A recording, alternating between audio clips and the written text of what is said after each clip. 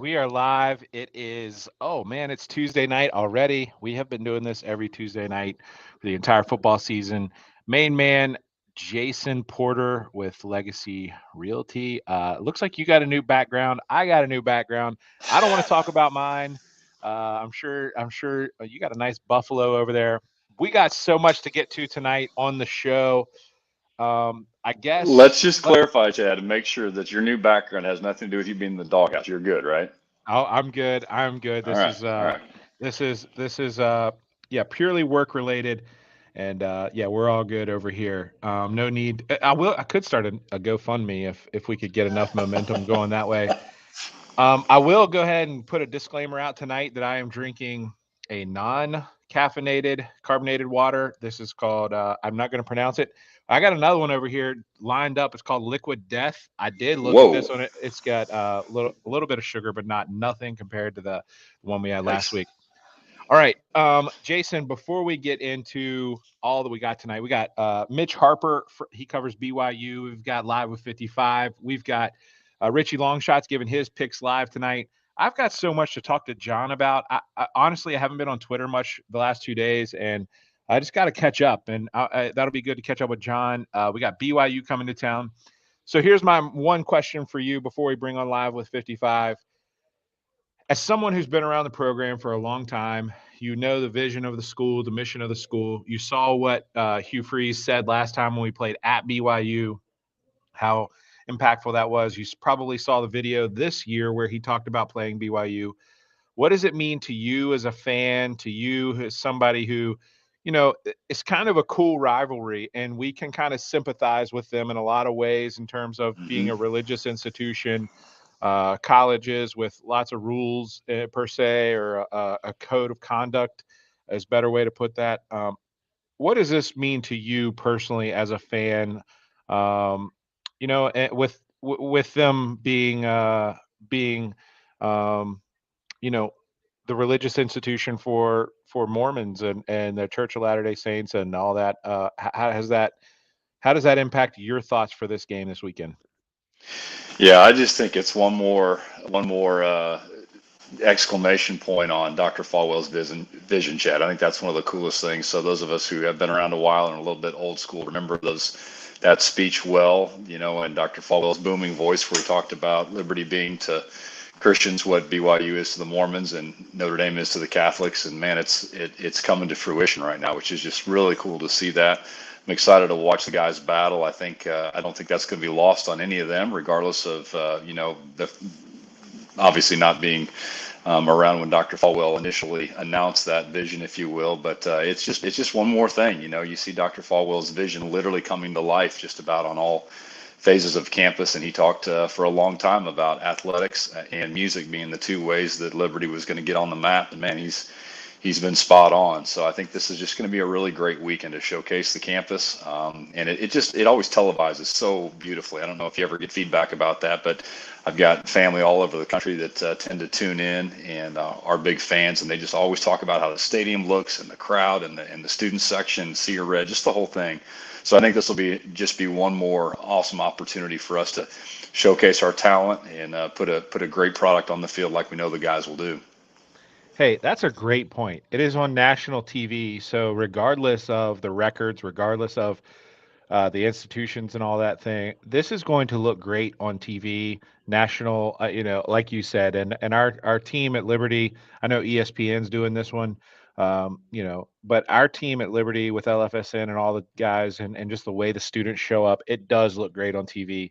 Yeah. You know, Travis Allen, I got to meet him on Saturday. We actually sat in the same berm, and you know, first of all, leave my mom out of the chat tonight. That was super weird for last night, Travis. I appreciate that. And he says he was there and heard the speech many times. Can't wait for the game, and even join the students in storming the field. We'll get to storming the field later, but first, let's bring in our main man, number 55, Brendan Schlittler, for our Live with 55.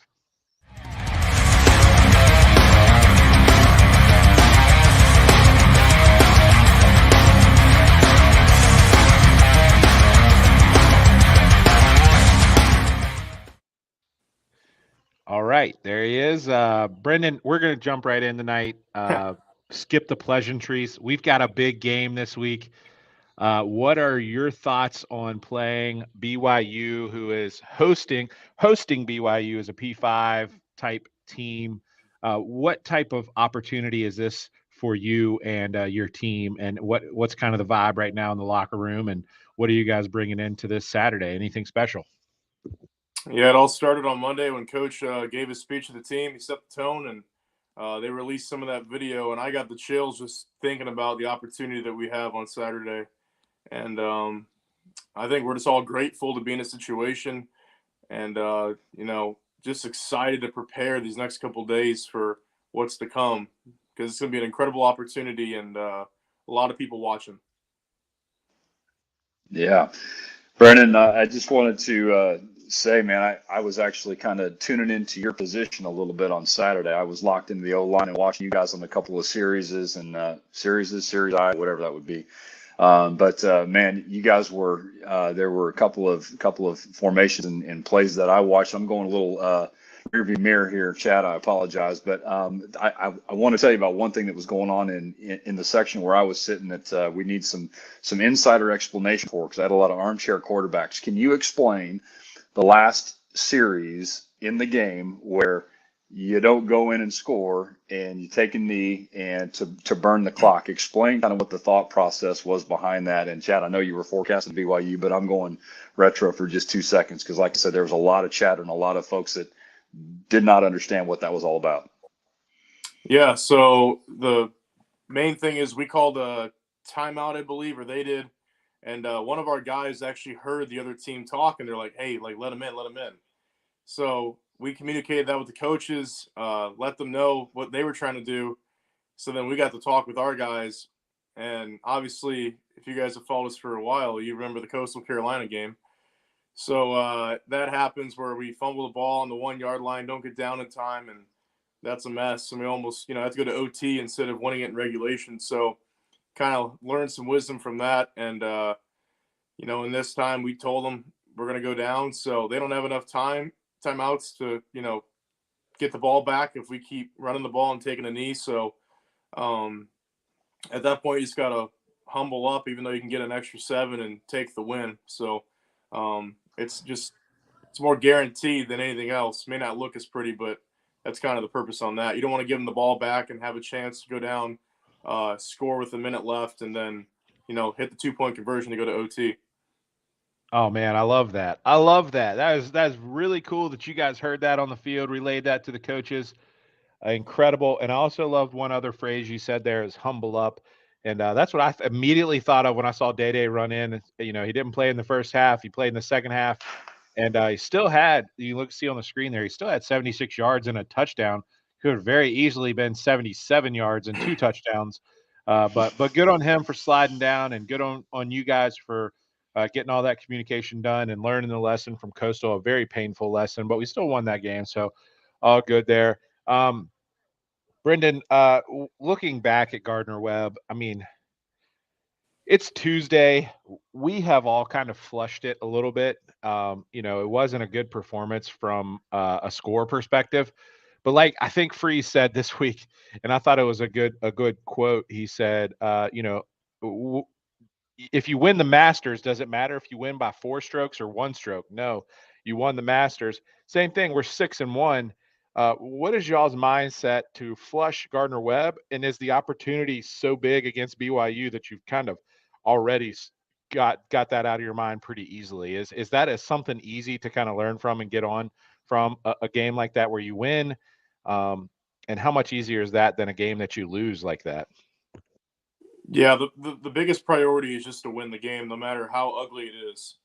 You could play the best game in the world and still lose, and an ugly, ugly, ugly win will trump that 10 days out of 10. So first and foremost, we take the win. But I think we're very blessed to be in a situation we're in, being 6-1, and that's just strictly because of our culture and our grit that we are 6-1.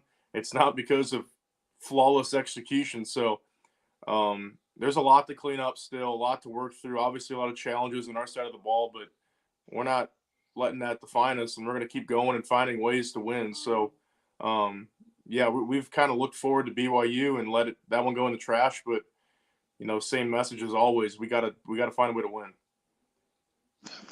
Brendan, I remember back in the FCS days, it seems like whenever we would go up toe to toe against the FBS guys, it seems like we ran about 3.5 quarters deep, right? I mean, we were kind of competing with them, and then all of a sudden the scholarships and the speed and the talent and the strength and whatever just kind of took over. Did you guys kind of get that vibe a little bit at the beginning of the fourth quarter when it just sort of seems like something clicked and I don't know, it just there was no looking back, and it just kind of, even though the score was tight, it just sort of felt like it was going in the win column.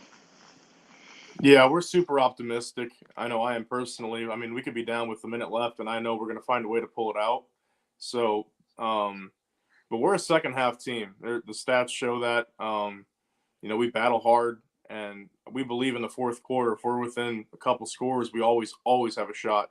So, especially against an FCS team where they have less scholarship guys, less depth, and we just believe in the fourth. So we always had our eyes on that win.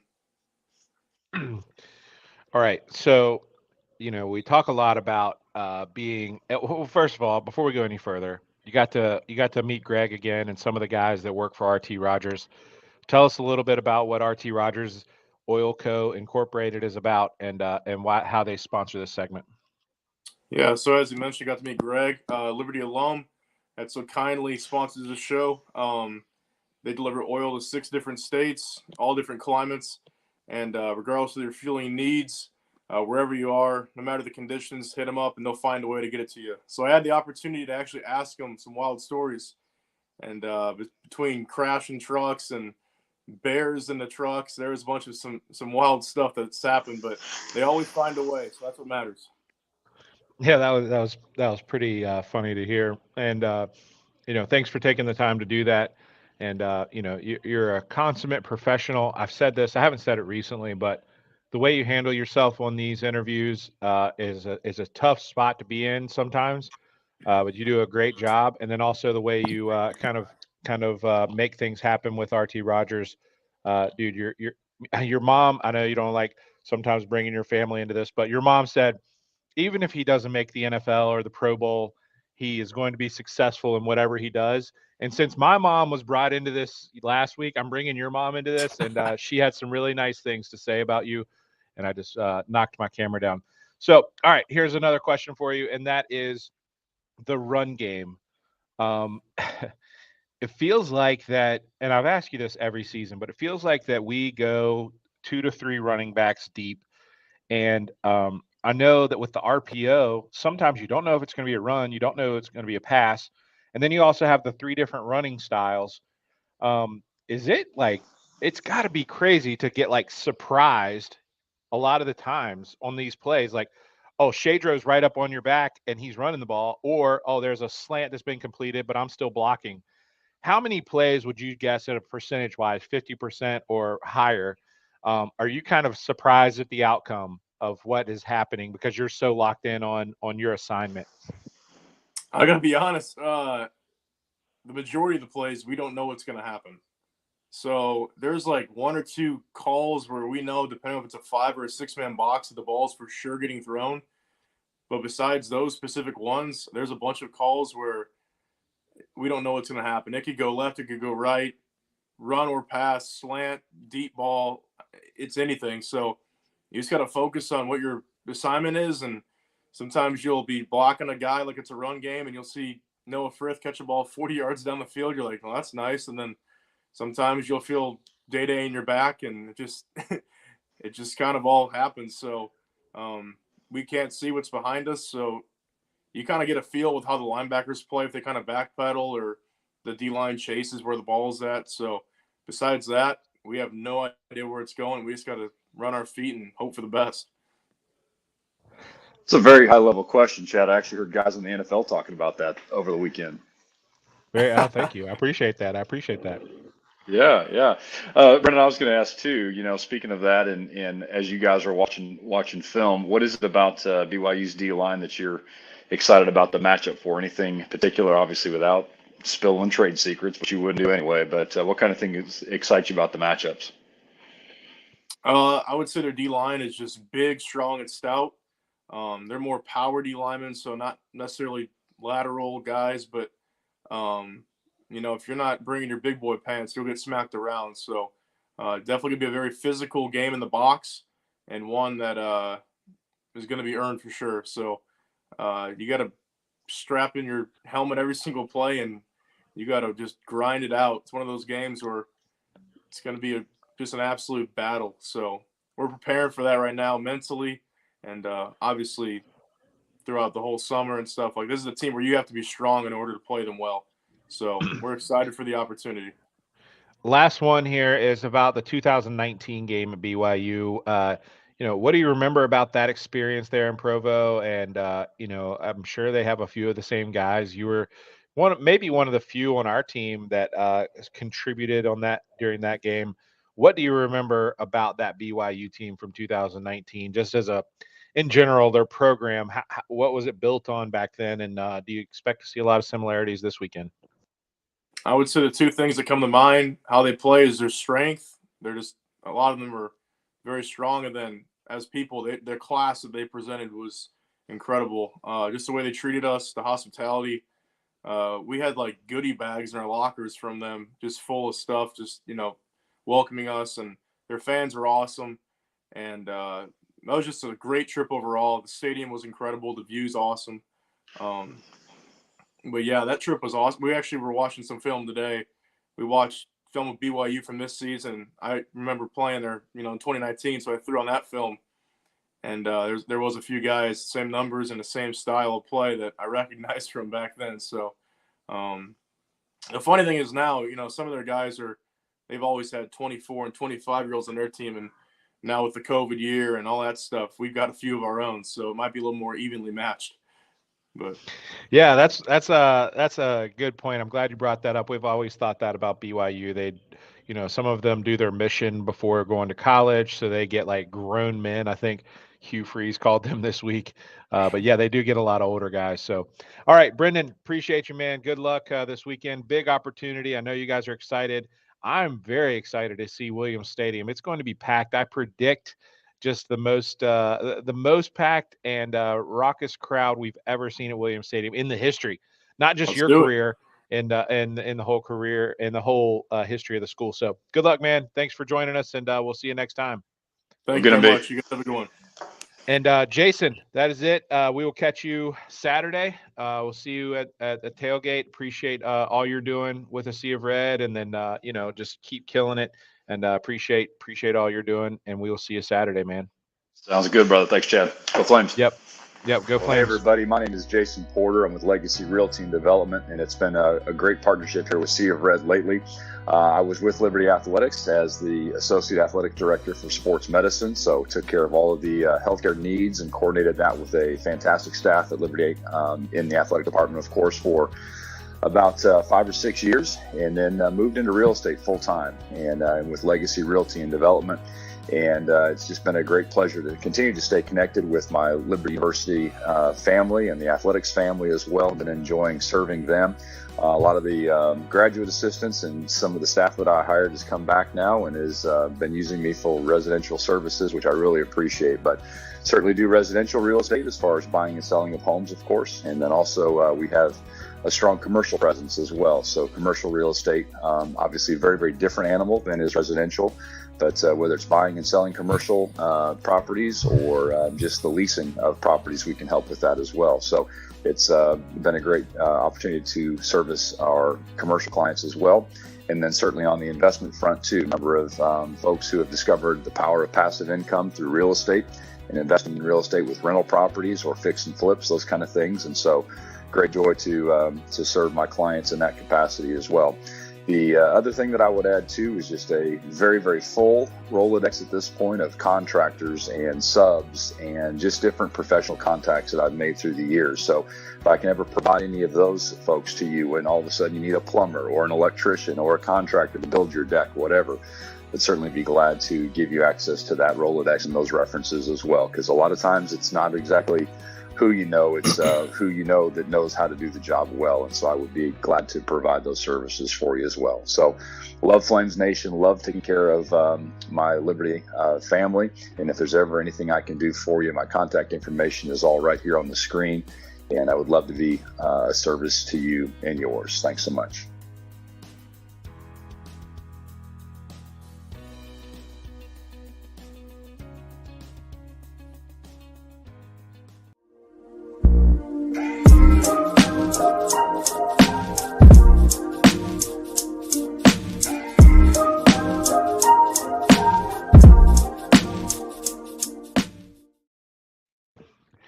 All right, main man Kyle DeArmond is with us. First of all, let me just say, JP, as he's affectionately known in the Liberty community, Jason Porter. I have asked him to do something special for us the next couple of weeks. I don't know when we're going to get to it, but Jason is going to break down what it looks like if you're if you are a parent of a student that goes to Liberty and they want to live off campus, what it looks like for them to buy a house in Lynchburg and then rent that out to their friends. I've asked him to kind of break down that math for us and what it looks like. I'm looking forward to that because it's great. Hopefully my sons go to Liberty one day and I can take advantage of that real estate market in Lynchburg, and JP is the man for that. So wanted to mention that. I've given him a homework assignment and I told him he had a couple of weeks. So we'll see how that turns out. Looking forward to that. All right, KD, first of all, love the hat. I don't even know what it says, but it looks really sweet. And appreciate it. And also the swag there. You got the Liberty. Man, you've got all the good Liberty gear. I don't know how you get all this good stuff. I do have some great Liberty gear. Speaking of Chad. Yes. I say that we do a little Twitter competition for our followers, and I have a couple bins full of some swag, some coaches only gear, players only gear that we'll do this. So my Twitter handle's right there. We need a prediction on attendance number for this weekend. That is the challenge. That is the competition. So the person who gets closest to that number will I guess we'll give them their pick of gear. Not this Awesome. hoodie, but we'll give them a pick of gear. So throwing that out awesome there for Flames Nation. All right, so let's talk about attendance for just real quick. Well, I saw some attendance records today, and I tweeted out something like we should throw out the FCS numbers. And as somebody who played and coached in the FCS era, and look, there's nobody who loves that era more than me because I was a part of that. That's where I was born and raised as a Flames fan. What I meant by that, and I want to know if you agree with this, is attendance was counted different back in those days. We didn't have the second upper deck on the east side. Students weren't packed in there like they are these days, but somehow our numbers were a little bit higher. Just seeing the crowd. I mean, you weren't there this last Saturday at Gardner Webb, but just seeing some of these crowds we've had. I know Syracuse was a big game, but it just didn't have those same numbers. Would you agree that you can't compare the two? One was, I mean, FBS adds in a whole new way of counting attendance. I think, how do you think we counted it back then though? That's what I don't. Well, I guess Jeff Barber counted it differently, or what? What were we doing? Yes, it wasn't anything to do with who the AD was. It has everything to do with FBS requirements. Back when we weren't FBS, we weren't. I can't give you exactly, but I know that like back then it was if you sold season tickets or however many tickets you sold, you could count those whether they showed up or not. Now they have to actually scan their ticket, something like that. And then all the on-field personnel. So there was like the band members and stuff like that could get counted as students and band members and all kinds of stuff. But now like FBS regulates it. It has nothing to do with who the AD was. Oh, I got you. I didn't know if it was just, they counted it differently or Barber, who did a great job, who got us to those numbers. He did a great job on doing that. No discredit to him. I don't know. I mean, I think that there's a possibility that we did have big numbers. I know you said something about the Montana game. I was on the field for the Montana game as a coach, and I remember, I thought it was packed. But you felt like you were at Gardner Webb, so you were saying that Gardner Webb there was definitely way more people. So how does Montana, how does it have, more attendance, right? That's kind of what you're saying. I don't know. Yeah, yeah. I think what throws me off is that second deck in the east side. Just any number of people. I've never seen the west side as packed as it was on Saturday against Gardner Webb. Like, it was packed. I've never seen up in the corners. Student section was probably, I don't know, 80-90%. So it wasn't like completely packed for Gardner Webb. All I'm saying is FBS requires a much more stringent way of counting than FCS. It has nobody is saying that we were fudging numbers or anything like that, or guesstimating. It was just a way of counting. And I've had it broken down for me before. It was probably like 5 years ago. I've had it broken down for me before, the major differences. How many college football fans are actually in the stands? We can't read any of that. It's real small, but you can see that, like, it's a thing on how you count fans. So yes, Montana was off the chain, and it was really fun as for an FCS program. You mentioned that when we went and played SMU in 2017, maybe, I can't, whenever the last time we were at SMU and we played them, they announced like 22,000, and there was no way. It was like 22,000 tailgated and bought a ticket but didn't go into the game. So I don't know. All I think is that we should shatter the record this weekend. Then we won't even have to talk about it, because then there'll be a bar set. So bang, that's what I'm talking about. So when I said throughout the FCS, it had nothing to do with those players or those ADs or anybody that worked hard to build that kind of thing. It was just the difference in counting. And I'm going to be talking to Ian this week, and that's one thing I'll ask him about is, hey, what's the difference? Because there is a difference. I can't recall all of it. Yeah. So anyways, all right. Thoughts on being 6-1 as somebody who grinded for years to get wins. How do you cope personally with an ugly win? I mean, that what we had, I would classify as an ugly win. It still gets, there's no U in front of the W in our win-loss record. But how do you cope with ugly wins? Do you just say, hey, we got the dub, let's move on? Or do you say, hey man, we gotta improve? Or does it really sink at you for a minute that, like, wow, if we play like that again this Saturday, we might get run off the field? How do you personally cope with that as one, a player, as two, a coach, and three, as a fan? How are you, like, dealing with an ugly win? Well, I think that, you have, they always happen during the season. You always have an ugly win, but it's way better to have, like Free said, an ugly win than, a devastating loss. Like, that would have just been a heartbreaking, devastating loss, air taken out of the balloon, heading into BYU. That's what that would have been. I would take that all day. You just kind of breathe a sigh of relief. It's like, wow, and I guarantee you they went in on Sunday and they were like, all right, let's fix this, flush it, move on. Let's not harp on our mistakes from Gardner Webb. Let's move on to trying to beat BYU, because that's where you can get, as a coach and as a player, like, man, we did this and we did that and we did this and we did that, and we don't move on fast enough. But I guarantee you that they went in on Sunday. He may not even watch the film with the players. They probably talked about it quickly, moved on, and said, hey, it's a win. Let's move on. We got to prep for BYU. Great opponent. But let's not harp on Gardner Webb. I mean, they are a good FCS team. The record doesn't show it, but they played, good competition. And you always have those lulls in the year. So hard to stay up and keep going. Game 7 of the year, it's right in the middle.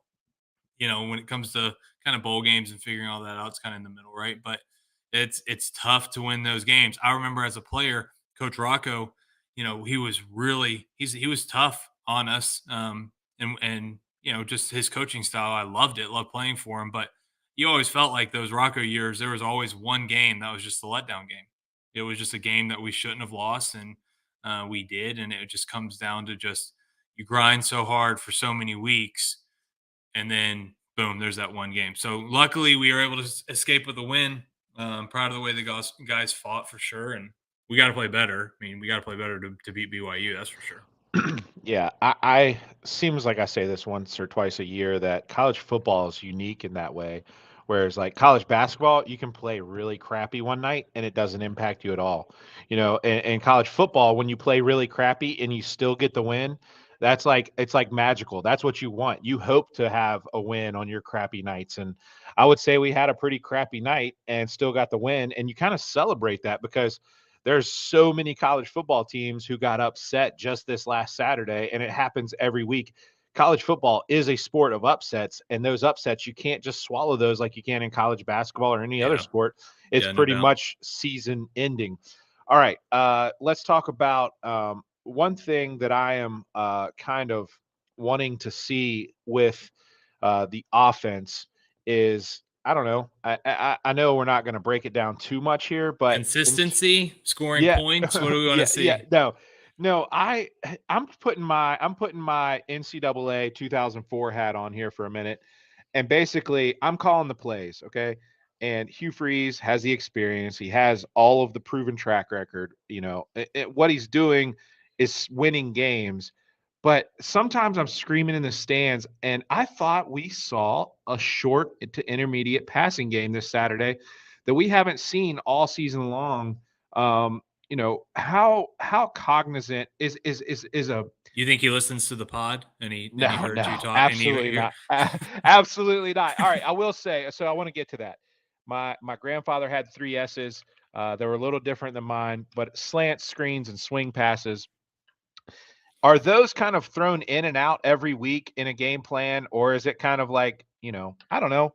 I don't want you to give any trade secrets, but at the same time, why can't we do more short passes? That's my question. Why can't we do more short passes? Good question. No, I mean, I think it's just in the flow of the game, and it's the play design. I mean, you have when you're not successful on first down and you get into a 2nd and 10, you might try to throw something that's short, but the defense is also probably trying to take it away and forcing you to try to go a little bit farther down the field, and you end up in 3rd and 10, and we're not going to throw a slant in 3rd and 10, and then screen game. I mean, you kind of have them sprinkled in there. A lot of that time it's really based on what the defense does. I think back against New Mexico State when we played them there in 2019, Coach Freeze's first year, they were blitzing after every first down in the game. So we are on offense. We get a first down. That next play, they're blitzing. So I'm up in the box and I'm keeping track of all this stuff. And I'm telling them, hey, they're blitzing after the first down in the series. And sure enough, we caught him. And that was the pass that Buck threw to J-Mac. J-Mac ran all the way down the field. It was kind of late in the game, and it was a huge play for us. So you're trying to figure out what they're doing on defense to when they're blitzing to kind of sprinkle in those plays. So, I mean, it's not just you call a screen because even if it's man coverage, that linebacker who's covering that running back is just going to mirror him, and then take off and go tackle him. Exactly what Mike Smith did against Gardner-Webb. He killed that guy on the screen early on in the game because it was man defense. He just followed him. He read it and just took off and just obliterated the guy. So, their strategy when it comes to when you call these things, do we have them in the offense? Yeah, for sure. But it's just a matter of when you call them and hitting them at the right time. And what was the third one? Swing passes. Yeah, we've done that a lot. Look at the touchdown we had ODU to Day. We throw it out there in the flat to him, throw him in motion, throw it behind the line of scrimmage. Guys are blocking, and we take off. We did it a lot with Malik. But yeah, I mean, we have it in the offense, just a matter of getting it called at the right time. And yeah, I think it's a part of it. It's a part of playing Monday morning quarterback and saying we should have done this and we should have done that. And Freeze does that too. I mean, he watches the film, and there's probably situations that he wishes you'd have called something differently. But we're 6-1, Chad. We are 6-1. We're 6-1. All right, so Coach Freeze, if you are watching this, I sit up in section 208, and I will be giving you, this is slant. Okay, there you swing, go. Nice. This is screen. Okay, Freeze, you got that? Just listen to the play call expert up here, and we'll be good. Actually, don't do any of that. I don't want the pressure of all of that. That seems crazy. Yeah, all right. Yeah. We are going to call an audible here and bring in main man John Manson. He's going to join us. Mitch Harper might be running a few minutes late. He had an interview, a BYU player. So we're going to bring in John Manson real quick, and we got a couple of questions for John. So yeah, let's hit it. Bring on.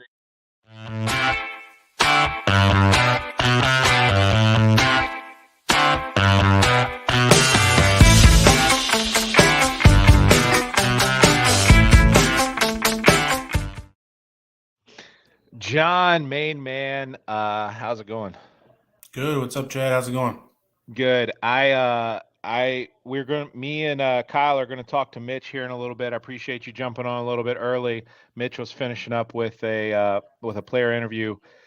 All right, we got a lot to get to, John. I've been at work, out of town for work this last couple of days, and my phone just keeps blowing up. I can't keep up with Twitter. I can't keep up with all the messages. I do know a couple debates that I want to get your opinion on right now. First of all, I know that you tweeted out about the attendance, okay? And Kyle and I talked about it a little bit. Is it okay for you and I have a disagreement right now? Sure. Why do you keep putting the FCS numbers in those stats? I call you out every time on it, and we always talk about it. Why do you keep mingling the two together? Is that like a part of our history that, like, hey, we counted this, so we gotta go with it in the stats numbers, or are you just trying to prove a point, or do you not see the value in separating them? Why do we disagree on this so much, and why am I yelling? I don't know why you're yelling either, but you need to take that up with Todd Wetmore, Liberty Football SID. I just got it straight from him. He puts that in the game notes each and every day. So you're mad at the wrong guy, but no, those are just the stats that's the official attendance records for Liberty Football, and it's the same thing for any other type of record. I guess Buckshot owns the career passing numbers, but some like Rashad Jennings I'm sure he holds some records for rushing and things like that. Those are FCS records, but they're still Liberty school records. So we don't distinguish between FCS or FBS and those. And I get what you're saying. Yes, I agree that in that Montana game back then, that was when the capacity at Williams Stadium was 19,000. So do I think 22 was actually there? I'm not sure we actually got that many. I was at that game. It was an amazing atmosphere, amazing crowd. It was packed. I mean, you couldn't find a seat. I do think we were over 19. But do I think there was probably more there for Gardner Webb this past Saturday? Possibly so. But yeah, I mean, I get it. But at the end of the day, kind of what Kyle was just saying is, by the end of this season, I think there'll be two more numbers that are in the 1 and 2 spot that takes its place here, and we'll have 4 of the top 10 or 11 attended games of all time from this past season. So, it is what it is, but I don't think we should throw out the baby with the bathwater for FCS records or anything like that. The what with the what? You never heard that saying? Throw out the baby with the bathwater? No, I haven't. All right. Another thing that I don't know if we're going to disagree on this one. We might be on the same page. I don't know. But BYU's coming to town. Then we have the vision of Dr. Falwell, which, as a Liberty fan is really special to us. We have the religious institution kind of mutual respect with BYU. We have they would be the first P5 program that we would beat in Williams Stadium. We have going to 7-1. We have a lot riding on this game. You and I have been talking about carrying the goalpost down to the James River. I want to know, first of all, I'm not going to be storming the field. Okay. I'm too old. I have kids with me. I would get trampled and all of that just would not be good. I don't know if I could make the jump over the wall, to be honest with you, without breaking a leg. John, all right. I'm just going to ask you, should we storm the field? Will you be storming the field if we beat BYU? Or are you and I just having a lot of fun on Twitter? You tell me. Well, that's the whole thing. When was that, Sunday or Monday? And it came from all the stuff that went on in Knoxville with Tennessee beating Alabama and them storming the field and carrying the goalpost out and throwing them into the river there, I guess is what they did. And you tweeted out something about, we'll do it too. And I was like, yeah, I'll do it too. I mean, it was kind of just a joke, halfway serious, but also joking. And here we are 3 days later and all of Liberty Twitter is going crazy about it. But in my opinion, like storming a field shouldn't be a planned event. Like it should happen naturally, right? I mean, it's not like, okay, if we win Saturday, we're going to all get in a group together and let's go run on the field. Like, that's kind of cheesy and kind of dorky and shouldn't be done. But, yeah, I mean, if the moment leads you there, not to get all romantic, but if the moment leads you there, then sure, go ahead and storm the field. And do I think that this game is a game that could possibly lead to that? Sure. But again, Liberty's a 7-point or 6.5 point or whatever the line is. We'll get Richie in here in a little while to tell us exactly what it is, but is an underdog. So, and the way the offense has played the past couple weeks, I don't think we should be worrying about storming the field so much. We should be more worried about, can we score enough points to keep up with BYU and that offense that can score points. They scored 35 against the SEC defense last week. Yeah, and let me add into what you just said about it being a natural event, not planned out. It should be a natural, not planned out event by the students, not by you and I. I mean, if they do it, I'll jump in with them possibly. If somebody can help me down onto the field, I would probably join in. But at the same time, I'm not going to be leading that effort because I'm 37 years old and I have to make it to work on Monday morning. And so, anyways, I'm glad we're on the same page. I also think that Liberty's fan base and student base is not the type of group that's going to jump up on the goalposts and tear them down. Like, I just don't see Liberty fans and Liberty students doing that. Yeah, John, you and I are on the same page, which is beautiful because we haven't talked about this at all. And I'm glad we're on the same page with this. All right. BYU coming to town. Quarterback situation. Let's talk about the quarterback situation. You were at practice. Where do we stand? Do we know what's going on with quarterbacks?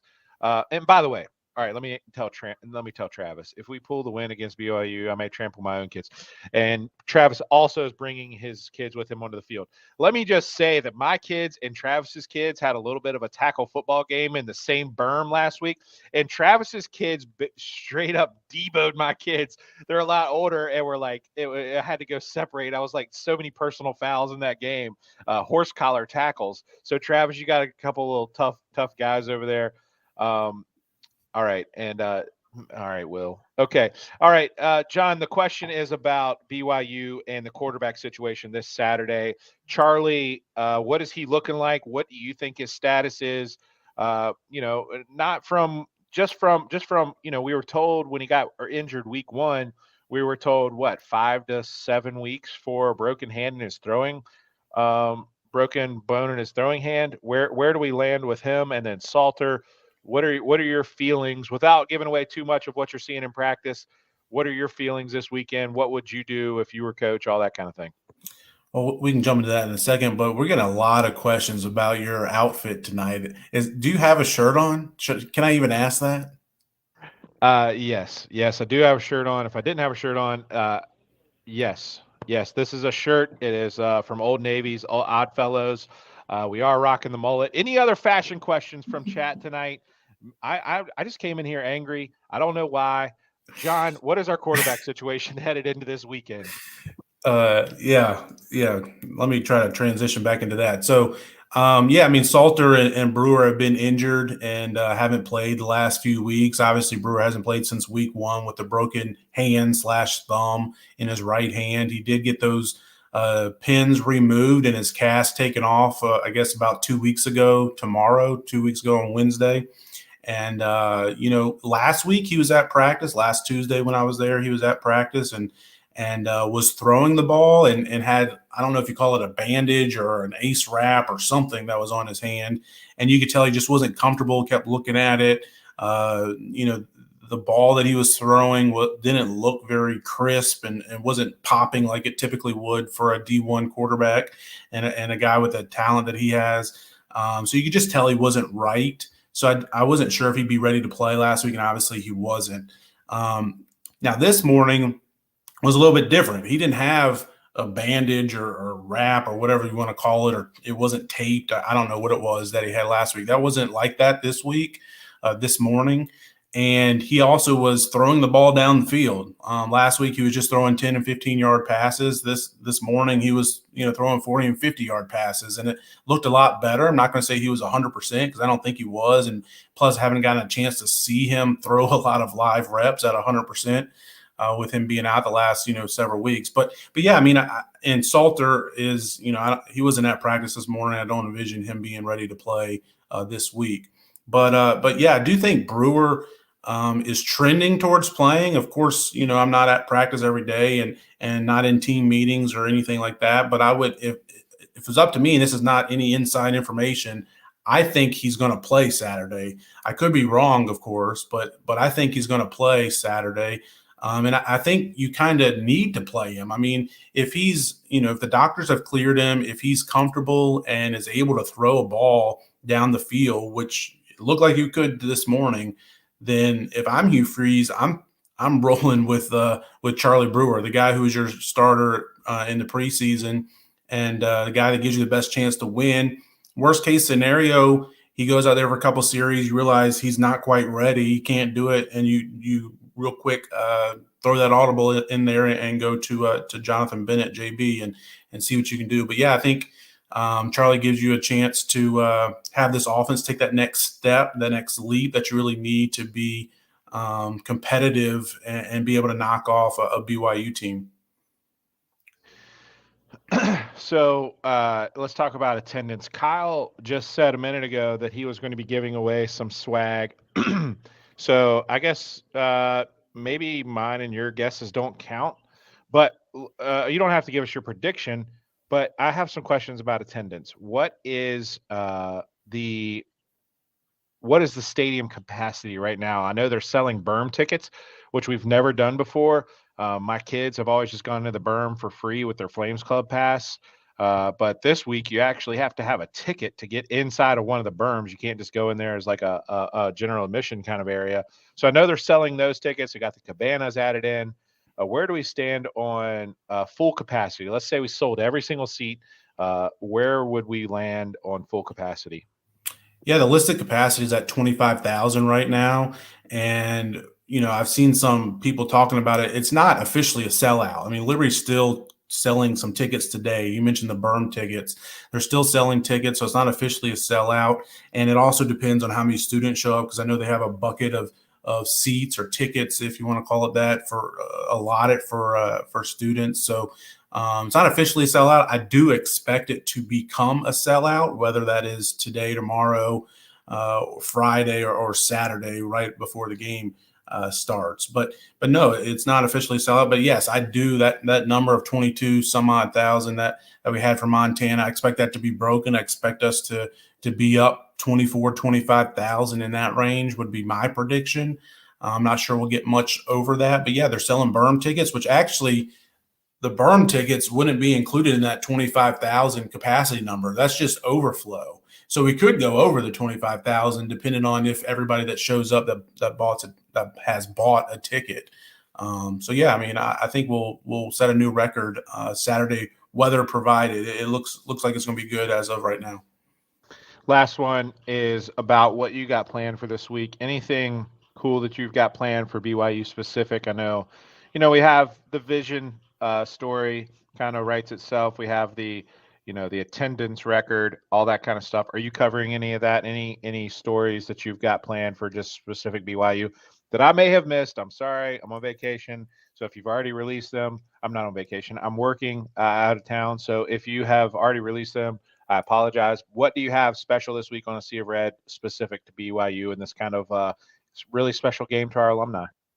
Sure. I mean, it is a very special game. I mean, this is probably the only time that we may ever see in our lifetime Liberty playing Notre Dame or BYU at home at Williams Stadium. I mean, I could be wrong, but the way things are going with Liberty going to Conference USA, BYU going to the Big 12, those two teams aren't going to play again anytime soon. They might meet in a bowl game. I don't envision Notre Dame maybe ever coming to Williams Stadium. Hopefully we get a chance to play up in South Bend at some point in time. But so, yeah, this game means as much as any game could ever mean for Liberty, not to mention the other stuff riding on the game. Liberty being 6-1, a win, and getting to 7-1 with their only loss being against a top 15 Wake Forest team by 1 point should catapult them into the top 25. So you got that riding on it as well.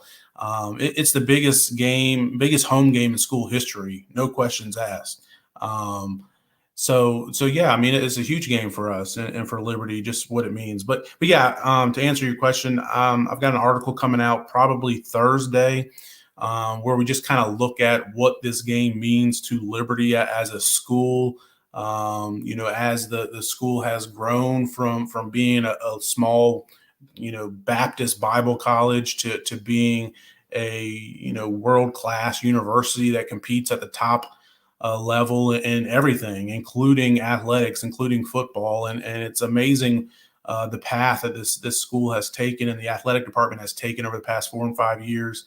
And even going back further than that, but really has grown leaps and bounds the past handful of years under Ian McCall's leadership at AD and under Hugh Freeze as football coach. And so we'll be diving into that. Freeze gave a lot of good comments in his press conference on Monday, kind of talking about it. So that's one of the main things I got going out. And if you haven't had the time to take a few minutes and just to go out and go on YouTube, go on Google and just Google and search Dr. Jerry Falwell Sr.'s comments and quotes on his vision for Liberty University as a school, as an athletic department, and hear what he had to say 20 and 30 years ago and what he talked about BYU and Notre Dame about. And that'll give you a little bit of an idea as to what this game means. If you're a newer student, newer fan that wasn't around when Jerry Sr. was. I went back and listened to some of those over the past few days, and kind of got me amped up. And I've texted some of that to you, Chad. Man, I can't wait for Saturday afternoon. I can't wait. And I've thought about this in the last couple of days too. Is I can't wait till Saturday, going out into Williams Stadium, standing out in the stadium, and just kind of taking it all in and realizing that this school that was just founded in 1971, when BYU and Notre Dame were founded back in, the 1800s, maybe even before that, I don't even know. But I guess the 1800s. This school, Liberty University, founded just 50 years ago, will be playing BYU and have 20,000 plus people in attendance, and just sit there and just take it in and just realize what this moment means for Liberty University and its history. Amazing. I appreciate that perspective, John. I know that we've come a long way, and this game is kind of a culmination of that. And to be only a 6.5-6-point underdog, whatever we are, to have a chance to be top 25, it's a great opportunity.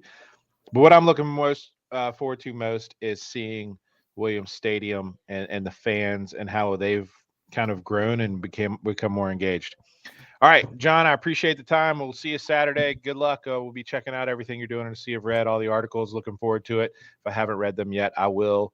And have a good night, and we'll see you Saturday. Sounds good. Go Flames.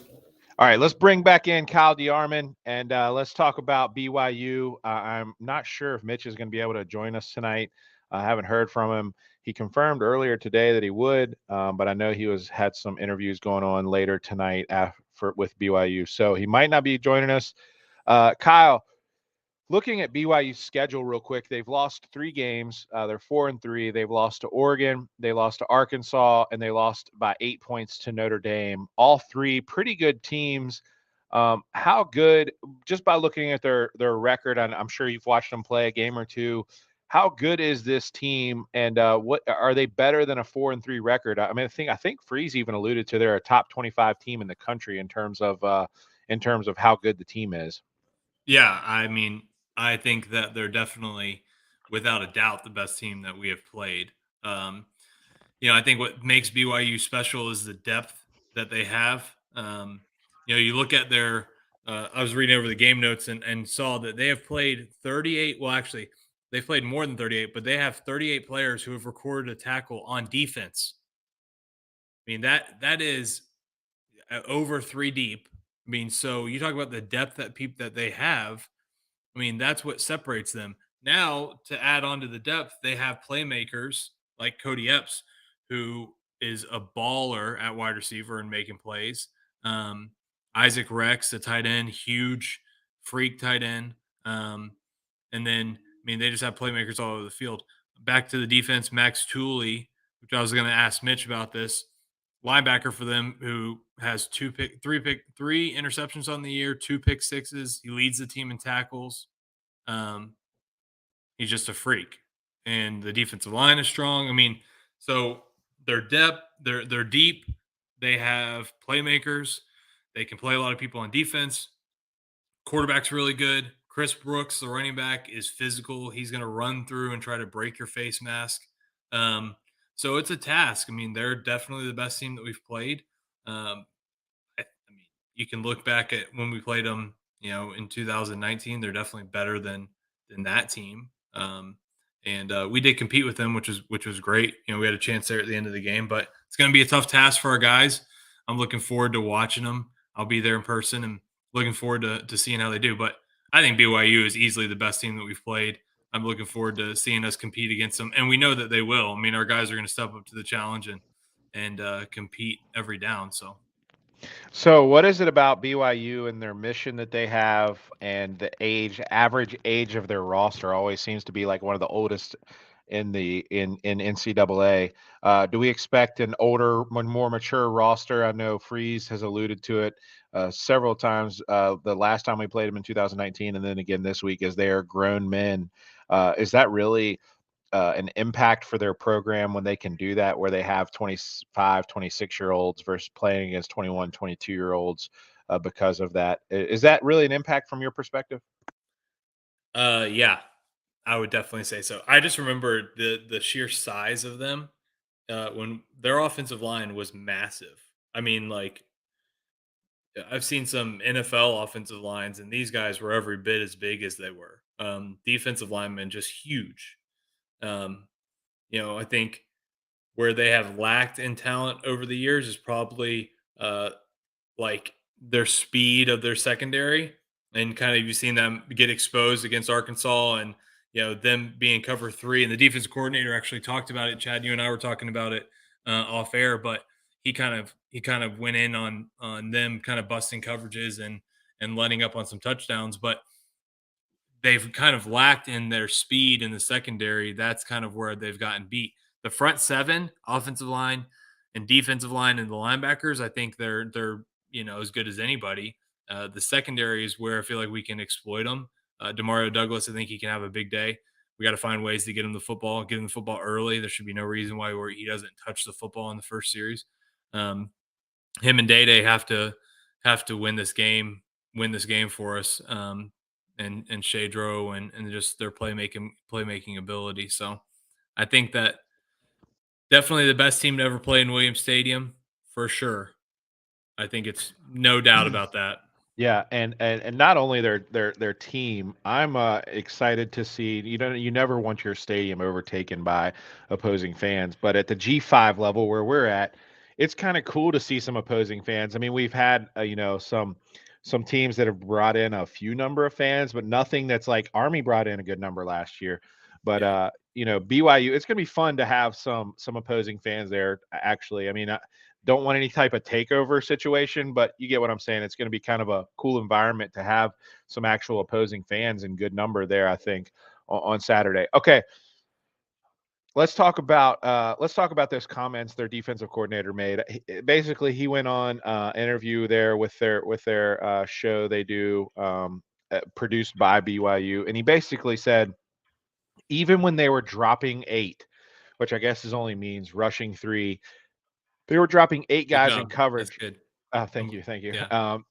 So they were dropping. Well, you could have a spy or something, right? I mean, all right. So they were dropping 8, and he said they were in cover 3, which is cover 3 pretty much cover 3. Do you ever run cover 4 in college football? He was basically saying cover 3 was there. Hey, don't get beat over the top. We have 3 guys back here, and we are still, and Arkansas was still running past us, and we were still blowing coverage. Is that what he meant by that? Is like, hey, we were playing. Just interpret that for me. Was he's basically saying we were playing basically our prevent pass defense, and they were still able to go over the top on us? Yeah. So I mean, you mentioned cover 4. Cover 4 is a run defense, kind of, the safeties fit hard and into the run fits. Anything the second receiver vertical, the safety would take. So when you go cover 3, the deep safety and the corners have zero run fit responsibility. They're not the edge of the defense. They have zero run fit. Their responsibility is to get their tail back as far as they can and keep everything in front of them and don't get beat over the top. So when you give up a touchdown and you're playing cover 3 and you either get the safety beat over his head or you get the corners run by, that's frustrating. And that's kind of goes back to what I was saying is we got to be able to exploit that because those guys aren't as athletic as some of the corners that we've played. They're probably not as athletic as Wake or some of the Power 5 teams that we played. So got to exploit that and try to run by those guys. And I know that Coach Freeze is going to draw up some plays to be able to do that. But that is what that means when he talked about cover 3 getting beat. Great explanation. And I didn't know that about cover 4. Honestly, I'm glad I asked that question. All right. Last one here is about the game. It's more about a technique. We're hearing a lot from Josh Aldridge and that group. They have come up with a saying, got to get those with tips. And I forget what the other one was, but as a wide receiver yourself and former wide receiver coach and all that, whenever you can't catch the ball or make a play on the ball, I've always wondered this. Let's say it's a throw behind you or too high. Do you try to make the catch at all costs, even if like, let's say you have a 5% chance of catching it, 10% chance of catching it? Do you still make that effort to catch it, knowing that if you don't catch it, you're tipping it and leaving it in the air a little bit longer for the defense? I don't know how many we've had this year where we've given up takeaways on tipped throws, but just watching college football as much as I do, I feel like a lot of interceptions are because guys are trying to make a play on a ball when they really don't have any business trying to make a play on a ball. I want to know, is that a coach thing or is it like, hey, yeah, you try to catch the ball 100% of the time. Tips are going to happen occasionally on poor thrown balls or whatever, but you never give up on it and just say, hey, that's out of my reach. I can't get it. Is that kind of, I want to know. I honestly have no idea. Yeah, I would say you always try to catch the football. I mean, you never not try to catch it.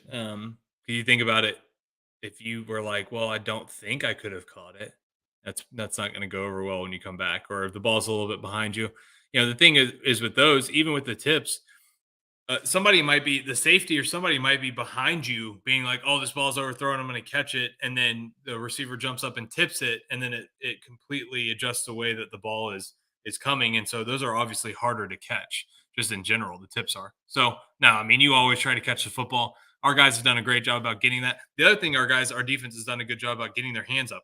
Our linebackers try to jump up and tip balls. Our D linemen, you can see them, they're tipping a lot of footballs. They're getting their hands up. And then our safeties and corners too. They're just trying to get their hand on a football to just get it up in the air. They're just trying to continue to keep that football alive. And it's been a point of emphasis all year for our defense, and it's shown because we've been able to get those turnovers. We have to get a couple of them this weekend for sure. We got to get the football, and then we got to protect the football.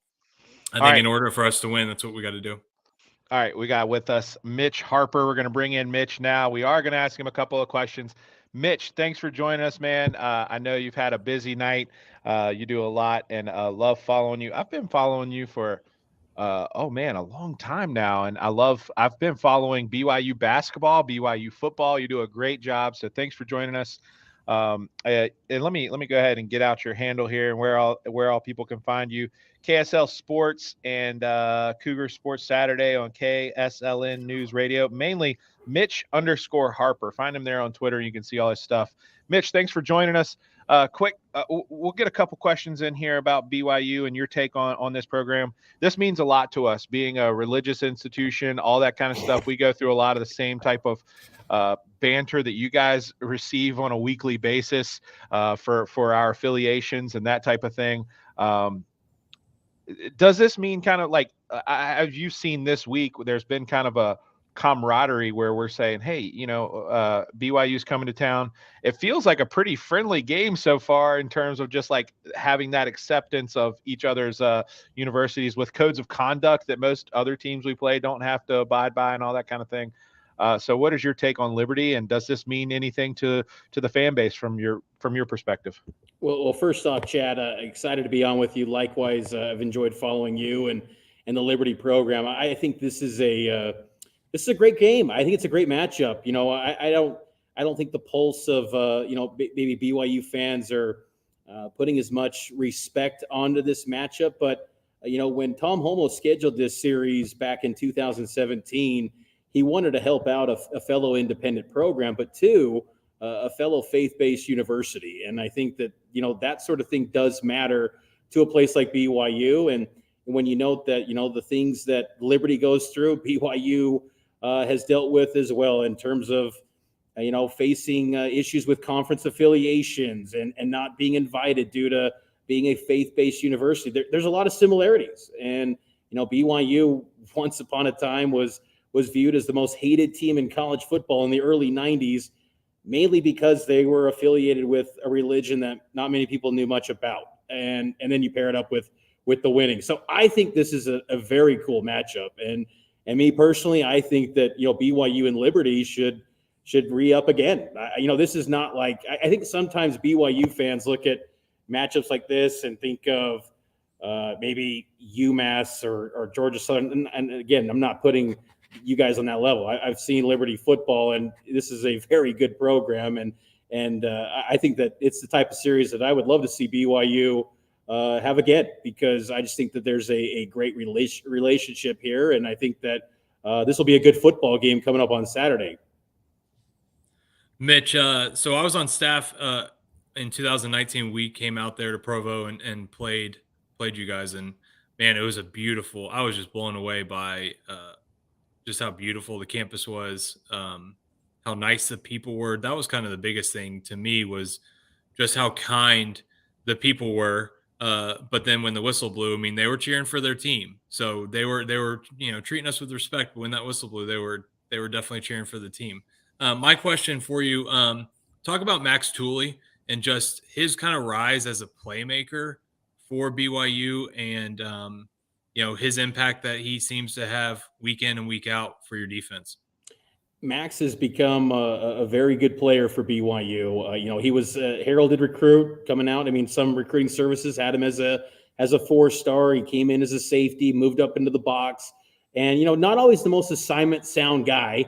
But honestly, this BYU defense, nothing is sound with this group, and he kind of is highlighted in a defense that really hasn't made many explosive plays this year. He's got 2 pick sixes. He's also had an interception against Notre Dame. He has had an knack for making big plays, and he lays some big hits too. He'll make those plays that'll make the round on social media and get those viral moments. As an all-around player, yeah, there's still room for him to improve. But I do think through 7 games, he's been the best player for BYU and on the defensive side. And it might not be saying much because, coming into this week, guys, the storyline around here is that BYU fans, they want change bad. I mean, I don't know if you've seen the presser from Kalani Sitake, the media, the focus out here has been making change at some sort of changes. And I expect that there will be some sort of changes. What does that look like? Does Kalani take it over? Whatever that is. I mean, I asked Kalani that after the Arkansas loss, and he's done it before. Back in 2019, just weeks before the Liberty game, he stepped in when they were 2-4, took over the defense, and they beat number 14 Boise State. So there's a history there with BYU having Kalani step in. So maybe that happens this week. We'll see. But defense is definitely a big storyline, and Max Tooley has got to play great in order for BYU to show well on that side of the ball. Yeah, I want to talk to you about the DC defensive coordinator's comments. I forget where it was, but this weekend or this past week after Arkansas, basically, Colin and I talked about it a little bit.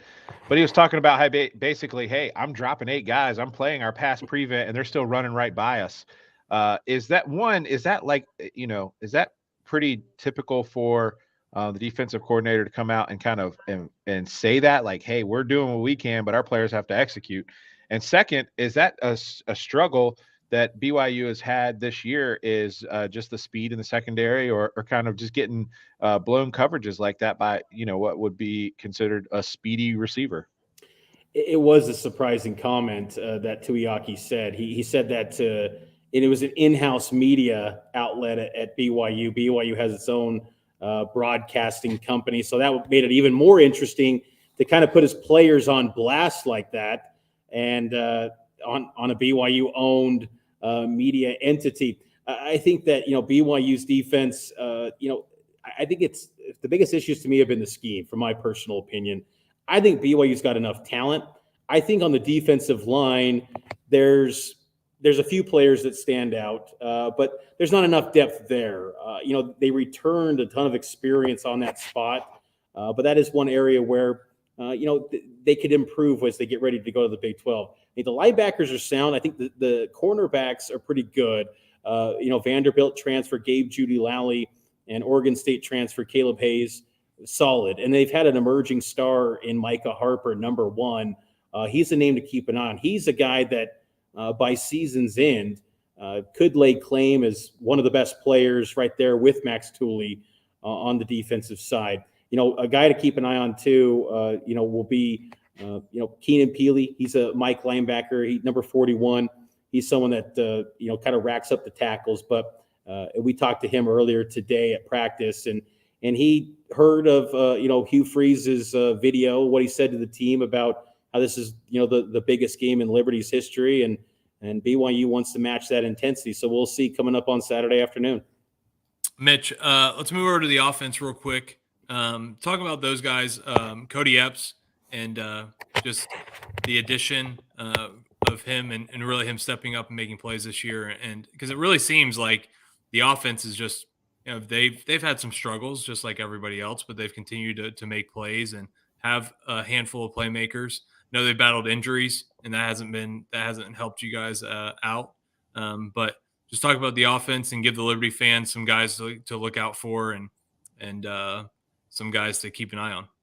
Cody Epps is interesting. It's his third year as a player at BYU, yet he's still listed as a freshman because that is the hardest thing. I'll say that with looking at their age, it's one, is this guy 26 years old as a freshman, married with 6 kids? That's, part of it.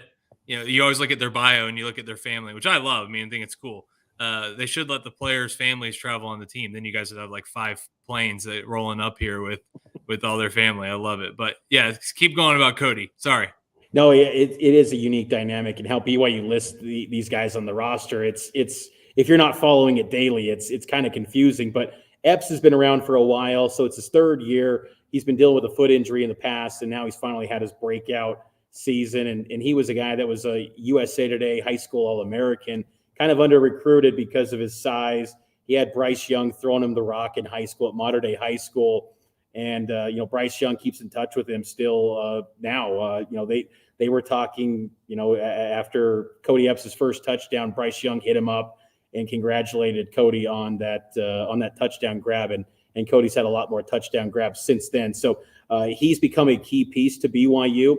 The star player, of course, is Jaron Hall, quarterback, but his top guy when healthy is Puka Nacua. If you watch that Arkansas game, there was a concerted effort by BYU to get him the touches, whether it was at running back, it was at wide receiver, his typical spot. They want to get Puka Nacua the ball at all costs because when he gets the rock, he's just that type of player that can make something special happen. His first game this year, the first play on offense, he took a jet sweep 75 yards for a touchdown. He's dynamic. He's explosive. He's kind of a carefree personality. He's interesting that way. And whenever he gets tackled, I think the BYU fans are holding their collective breath because he's dealt with a lot of injuries, but he's healthier than he's ever been this season. And he should be good to go, of course, on Saturday.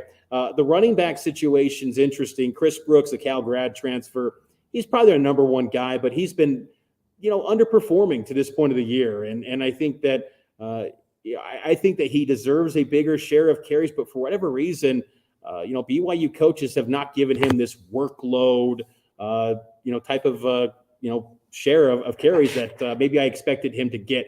BYU will have 2 additional running backs coming back this week. Number 19, Miles Davis. He, like Cody Epps, a third-year freshman. He's been around a bit. He's coming back from an injury. And then Lopini Katoa, a guy that here's an interesting thing you bring about, some of the older guys. Lopini Katoa, who will be back this week, number 4, he committed to Kalani Sitake when Kalani Sitake was at Oregon State, and that was back in 2015. It's now 2022, and he's followed him all the way to That's cheating. BYU. That is cheating. That's cheating. We're cheating over there. You guys are just a bunch of cheaters. Come on, how's that even possible? Let me say though, because these missions for BYU, these Latter-day Saint missions, they are not easy. They're taking 2 years to not have any sort of weight training program, but they are mature. I mean, these are we're very lucky covering BYU because we get some great interviews with these guys because it helps. You're talking and spreading the word of the Church of Jesus Christ of Latter-day Saints, and so it just makes these guys very well spoken, and there's a maturity sense. But it is funny when you break it down like that. I mean, BYU, heck, they've got a guy that signed with BYU in 2014 when Bronco Mendenhall was the head coach. That's number 91. I was going to ask that. Who's the oldest player on BYU's team? Yeah, that's Earl Tuioti Mariner, number 91. He'll play off the edge a little bit, and he took advantage of the COVID year. But yeah, he signed in 2014, so he's roughly about 26 years old now. So quite interesting seeing that in college football. Yeah, that does bring an interesting dynamic. I want to know, you mentioned a little bit about the fans maybe underestimating Liberty. You have, been following along, of course, and covering the team. So you would say the fans are kind of underestimating this game. How is the coaching staff been talking this week? Players been talking this week? Do they know, or do they expect a challenge? The line came out and they're only a 6.5 point favorite in Lynchburg. How are they addressing the game and treating this game on the road? I mean, you guys have a gauntlet of a season, so a trip to Lynchburg almost feels like a little bit different than what you've been experiencing recently. But how are they approaching this game? Is it different than what the fans are doing? The fans, too, just to add on that, is I think they're underestimating the excitement level isn't as high as what it is for maybe a Notre Dame or a Baylor. I think just they're getting caught up in the logo on the helmet. I think they're almost skeptical that BYU will win because they're so low on this defense. They think anyone will just pop off for a 500-yard day on BYU's defense. I just don't think they're respecting enough. They're getting caught up in names and logos far too much, what we see all the time in college football. The team, I think, is very excited to get back on the field and, kind of get revenge get back on the winning side of things after 2 straight losses. Notre Dame was a game that was a missed opportunity. I mean, that Notre Dame's not a good football team, and BYU just played poorly in that game in so many ways, and that was a real miss one. Arkansas, the defense was historically bad, and I think they're just trying to get that bad taste out of their mouth. So I think they're excited, and I think BYU has one of the coaches on their staff, Darryl Funk, an offensive line coach. He's been kind of a journeyman coach in college football. He's had experience once coaching at Liberty in one of his various stops in his coaching career. And he even noted that, it's a pretty cool setting. It's a cool stadium. And he's relayed that message to the team. So I think that the players are expecting, though, quite the atmosphere. And I think the message of this being such a historic game, living out the vision for Liberty is got to BYU's locker room, and they know that they got to match the intensity because Liberty's going to bring it. Last question for you, Mitch. Give us your prediction. What do you got on Saturday? Man, this usually I have a good feel. I feel like with this BYU team, I called it with Oregon. I called it with the Baylor game and even Notre Dame. I feel like I got a pretty good vibe with this group, but I'll tell you, this defense, it's hard to pin. I will say, though, I think that BYU, we didn't talk about him enough. Jaron Hall is spectacular. He's a great quarterback. BYU is known for great quarterback play through their history. And to me, I put Jaron Hall in my personal ranking of the great quarterbacks of BYU history right there in that, top 5, top 6. And you're talking about names of Ty Detmer, Jim McMahon. I think Jaron Hall is the whole package, and I think he's going to have a bright future in the NFL, whether that's second round, late first. I don't know where he ends up going, but Jaron Hall's fantastic. And I know this Liberty defense is one of the best in the nation. So I'm very excited to see this matchup. I think BYU, because of Jaron, they're not going to design any sort of runs for him. He's going to be a pass first guy. So if he does run, it's going to be scrambling. But I think Jaron will give BYU enough to win this game. I'll say it's close, though. I think this is going to be a game that comes down to the wire, and I think Jaron Hall gives BYU the edge late. But I wouldn't be surprised if Liberty's up and BYU has to mount the comeback. I think it's going to be a really good football game, and I think it's going to come down to the wire. Hey, that was an awesome segue here. But first, before we get into that, Mitch, really appreciate you taking the time. Love your coverage of BYU. And are you going to be making the trip? Sadly, I'm not, and I'm bummed. This is the one game I'm not going to this season. I was trying to get my bosses to make a late push to get me to Lynchburg, but I will be covering the game remotely. But I wish I could get out there one of these days. I would love to see Lynchburg in person. Yeah, hopefully we can re-up the contract and get you back out here. Yeah, that sounds good. And also, Kyle, thank you for your time, man. You're the man for doing this. So we got Mitch's prediction there from BYU. Mitch, this next segment we have coming up, you might want to tell all your BYU followers to stop watching right now. This next guy, he is a little bit of a loose cannon, and but we will go ahead and bring him in. It's called the Liberty Line, and he will give his predictions for the game this weekend, but also other picks around college football against the spread. So without further ado, I hope he's on his best behavior tonight. Let's bring in Richie Longshots.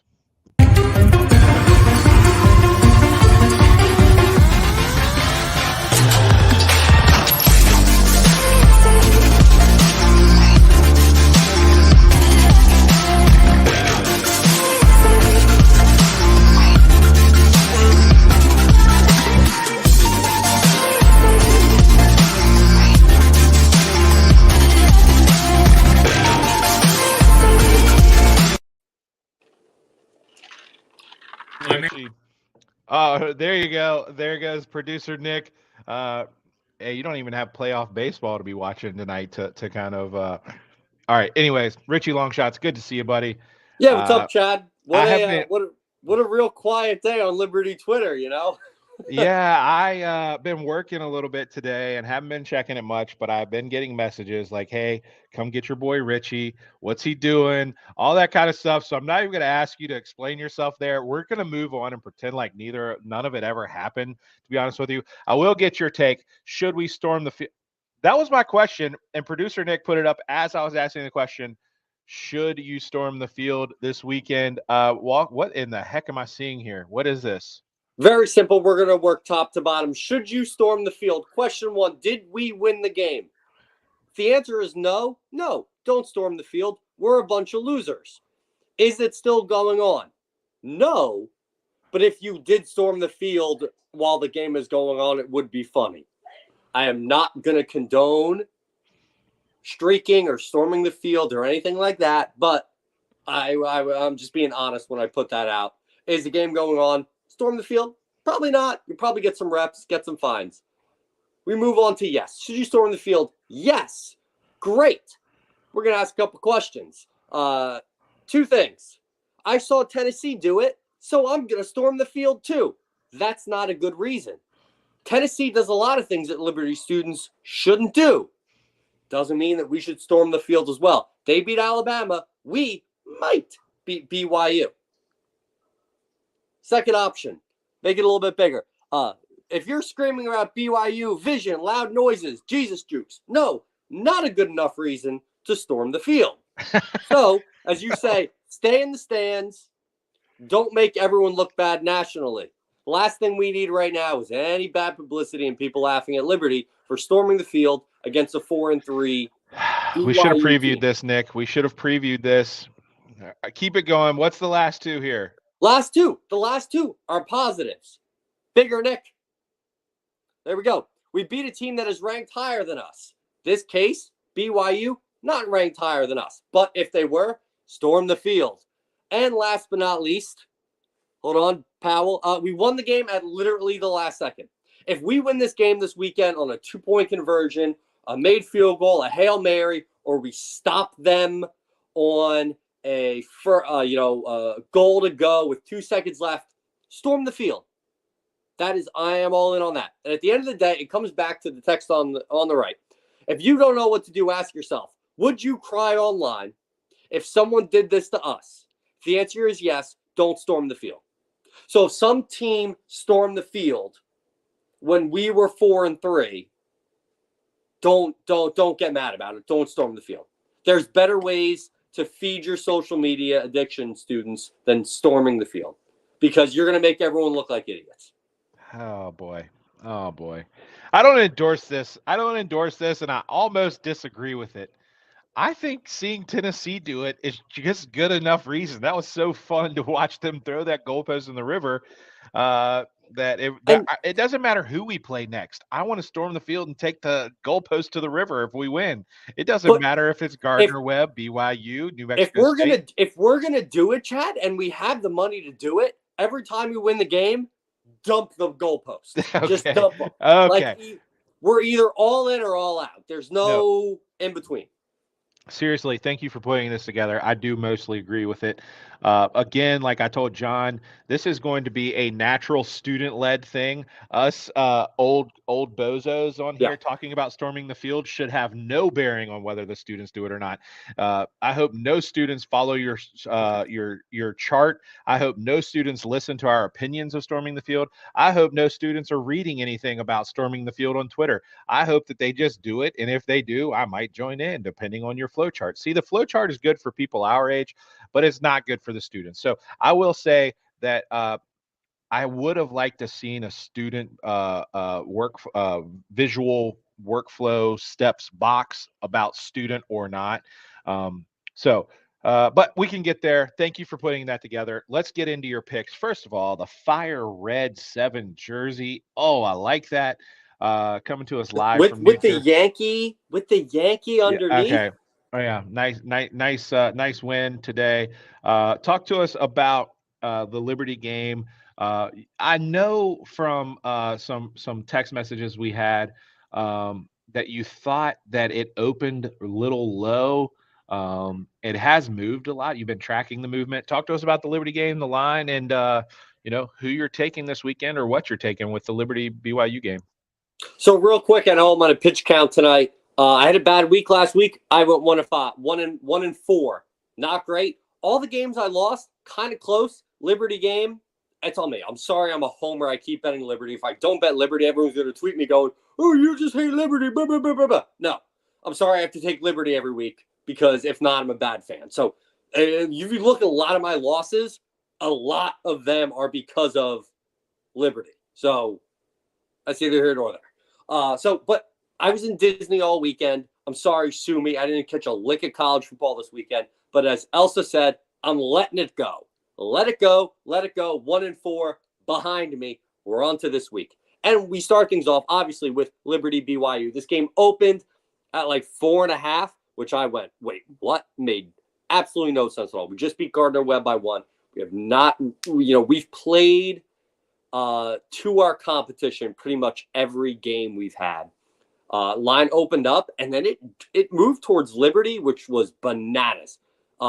When I think the smallest I saw it was like 3.5, and then it swung the other way. Most at 7, and it's looking like 6.5 right now. I'm going to be 100% honest with everyone. This might be a little controversial. I wouldn't bet Liberty +7 unless I found out that the NCAA gave Malik a waiver to play on Saturday. So I am befuddled because I think BYU wins this game. I'm sorry. If that makes me a bad fan, so be it. But for all intents and purposes, and I'm talking about gambling, I think Liberty wins the game. I mean BYU wins the game. I hope Liberty wins the game, but I think BYU wins the game. I'm not going to say handily, but I think they win the game within the 7 points. I had people reach out to me from the state of Virginia going, I can't bet this game. Can you bet this game for me? Sending me money, betting it for them. So I think BYU covers anything. within a touchdown. 7 would be the most I would play. If it got to 7.5, 8, I'd maybe start to look at Liberty. I think with Charlie Brewer maybe coming back, it's going to allow the offense to open things up with Day. So I think if it goes beyond 7, you start to think about Liberty at 7.5, 8. But anything 7 and in, I'm going with BYU. All right, boo, hiss, and I'm going to make sure everybody tweets at you because you can't take your flames and what has been the vision of the school over the last since its inception in 1971. Let's not talk about that. Let's move on to your other 4 picks. We will make sure that everybody chirps you on Twitter for that pick, though. So everyone's been chirping me on. Everyone's been chirping me on. Oh no! Here he goes. Here he goes. Can I give my quick keys to the game, to the Liberty game? Yeah, sure. All right. Key to the game. Number 1, S, sacks. We have to get at the quarterback, sacks. O, offensive line, protect for Day, protect for maybe Charlie Brewer. A, attitude. Big game. Everyone's talking. Biggest game of all time. Got to keep a good attitude. Last but not least, K, SOAK, kicking game. If game comes down to a field goal, we got to be ready to kick. Okay, what are your next 4? What are your next 4?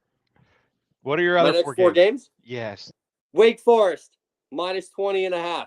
Boston College stinks. USA, -3. University of New Mexico, +11. Home dogs, hungry dog runs faster. And TCU, K-State, over 55.5. Both teams have great offenses. Kansas State has a decent defense, but TCU has a really good offense. I think it's going to be similar to that Kansas TCU game where they're going to be scoring in the 60s. Keep it going. Keep it going.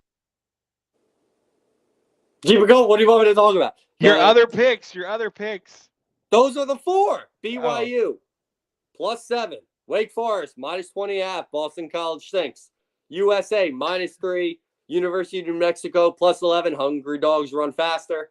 TCU, K-State, over 53.5. That University of New Mexico game, if you can pull that up, producer Nick, this is the worst game maybe of the – do not watch this game. Do not watch. I think it's New Mexico, Fresno State. Fresno State is terrible. And I was high on Fresno State last year. They were the last leg in a parlay I had. They covered. They won a bowl game last year.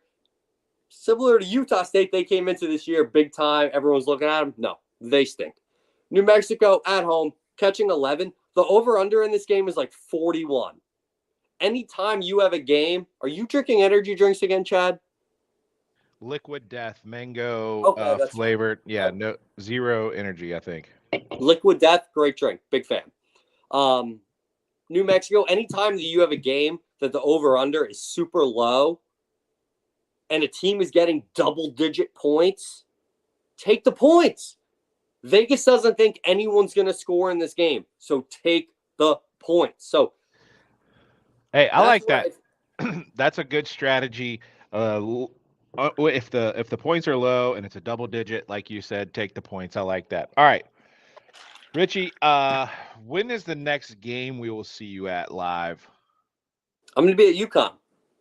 Oh, nice. So that's pretty close to where you are, I would say. A nice little drive over. I'm going to be at UConn. Maybe the last game of the year. Last on the schedule game of the year. And as long as now that we are bowl eligible, if we are in a bowl game that's not in some state like Alabama that has an airport that's preposterous to fly into, we catch a bowl game in Florida, I'll be there. Awesome. Locked in. Sounds great. And we appreciate your time tonight. We'll see if you can get back to 500 and see if we can get back up to a 2. I mean, you do this, I would say, not as a living, but you do this to help the show. Love it. The fans love it. Everybody that watches loves it. So appreciate you're killing it every week, and appreciate all you're doing.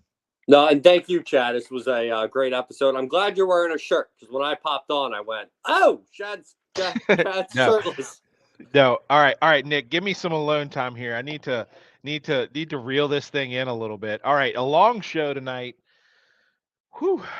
Glad Mitch could join us. He is the best for BYU. Kyle brings such a perspective to this show that we've never had.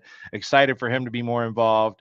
It's so much fun talking with him. He explains the game better than anyone that I talk to about the game because he played it, he coached it at Liberty, so he knows what's going on.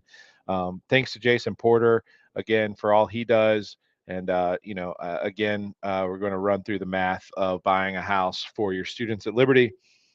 And, I think that's about it. I'm excited to mainly see the crowd on Saturday night. Win or lose, I hate to lose, but win or lose, I think this is a great experience for our fans and everybody that'll be in attendance. You will always remember this game. It'll probably top the charts in attendance for a very long time. So thanks everybody for joining.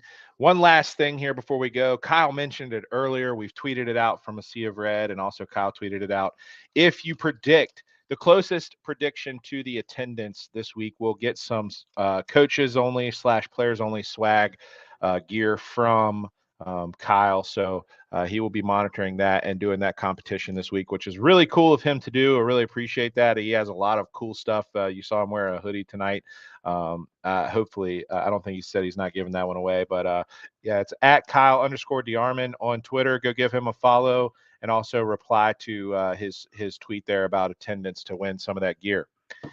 That is it for this episode. I'll be honest with you. There was a few moments tonight that made me question whether or not I ever wanted to do this again. And how, I just wanted to kind of burn all my Liberty stuff and go cheer for JMU or something crazy like that. But it was a fun episode. I love doing this. And we had a lot of fun doing this tonight. And we'll see everyone Saturday. With that, go Flames.